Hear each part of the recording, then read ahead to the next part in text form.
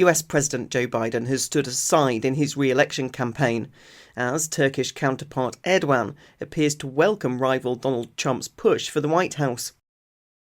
The Syrian Democratic Forces commander MAZLOUM ABDI has called for dialogue with Erdogan's Turkey on the 12th anniversary of the Rojava Revolution. Hundreds gathered in Istanbul's Kadıköy district on Saturday to commemorate the 9th anniversary of the massacre in which 33 people, mainly young socialists, were killed by an ISIS bomb attack in Suruç, Şanlıurfa province. And the International Court of Justice, the UN's top court, has weighed in on the Israeli occupation of Palestinian territories, deeming it illegal. Learn more with Media News. US President Joe Biden announced on Sunday his withdrawal from the 2024 presidential race, citing the best interests of his party and the country. Biden's decision follows weeks of speculation and pressure from within the Democratic Party. Concerns about his age and performance during the 27th of June debate with Donald Trump led many Democrats to doubt his viability as a candidate. Despite Biden's insistence on continuing his campaign, prominent figures such as Nancy Pelosi and Barack Obama urged him to reconsider. Biden said, "While I intended to seek re-election, I now believe it's in the best interest of my party and the country for me to stand down." His Vice President Kamala Harris is the early frontrunner for the candidacy. Turkish President Erdogan, meanwhile, has suggested that a Trump victory in the upcoming US elections could favour Turkey, highlighting an authoritarian convergence. Erdogan addressed journalists on Sunday upon his return to Istanbul after attending the 50th anniversary of Cyprus's occupation by Turkey. Erdogan referred to Hungarian Prime Minister Viktor Orban's recent NATO summit remarks about dining with Trump, which drew significant criticism. Erdogan said, "This topic is sensitive now, as we have interesting projects ahead," hinting at upcoming Turkish political or military actions that could be influenced by the US election outcome. On the 19th of July, MAZLOUM ABDI, the Commander-in-Chief of the Syrian Democratic Forces, or SDF, marked the 12th anniversary of the Rojava Revolution, asserting the revolution's enduring impact and expressing readiness for dialogue with all parties involved in the Syrian crisis, including Turkey. ABDI said, "We are ready for dialogue with all forces, including Turkey, and we will support any dialogue that leads to the cessation of fighting and a political solution to the crisis." Turkish President Erdogan has recently announced a significant policy shift towards Syria, indicating openness to restoring diplomatic channels with Syria, which had severed ties with Turkey on the onset of the civil war in 2011.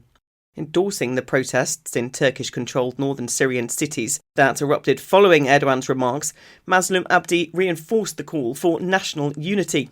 Emphasising Abdi's calls for dialogue, Aysegul Doğan, a spokeswoman for Turkey's pro-Kurdish Dem Party, speaking at a provincial congress on Sunday in Diyarbakir, urged the ruling Justice and Democracy Party to engage with the Syrian Kurdish Democratic Union Party. She stated that security policies will not solve the Kurdish issue. Hundreds gathered in Istanbul's Kadıköy district on Saturday the 20th of July to commemorate the 9th anniversary of the massacre in which 33 people, mainly young socialists, were killed by an ISIS bomb attack in Suruç, Şanlıurfa province. The victims, who had gathered at the Amara Cultural Centre in the town to take toys to children in Kobani after its liberation from the Islamist group, were remembered with vows to continue their dreams and seek justice. The co-chair of the Federation of Socialist Youth Associations, MAZLOUM Koyan, said that the attack was not only on the individuals themselves, but on the collective struggle for a united revolutionary movement in Turkey and Kurdistan. Messages from prominent figures were read out during the commemoration. Alp Altinor, sentenced to life imprisonment in the Kobani trial of hundreds of pro-Kurdish politicians and activists, condemned the criminalisation of support for Kobani while it was under attack by ISIS. The imprisoned former People's Democratic Party co-chair, Figen Yüksekdağ, highlighted the enduring spirit of the socialist youth in a message penned in prison.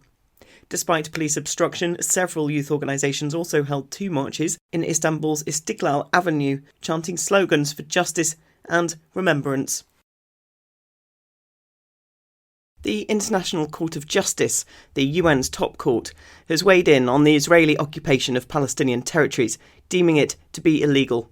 The State of Israel is under the obligation to bring an end to its unlawful presence in the occupied Palestinian territory as rapidly as possible, ICJ President Nawaf Salam said. The court has been working on this case since the beginning of the year. With its decision, the ICJ has said that Israel should evacuate all settlers from the West Bank and East Jerusalem and compensate for damages caused by the occupation. Responding to the ICJ statement, Israeli Prime Minister Benjamin Netanyahu said it was a decision of lies. The ruling follows the court's imposition in May of new provisional measures, obliging Israel to immediately halt its offensive on Rafah. A 15-member panel at the ICJ reaffirmed that the Israeli state must fulfil this obligation, halt its military offensive and withdraw from Rafah, Gaza's southernmost city. This is the third occasion that the ICJ has imposed measures on the State of Israel since the 7th of October 2023. This verdict is separate from the ongoing case brought by South Africa against Israel. South Africa has accused Israel of committing acts of genocide against Palestinians in Gaza.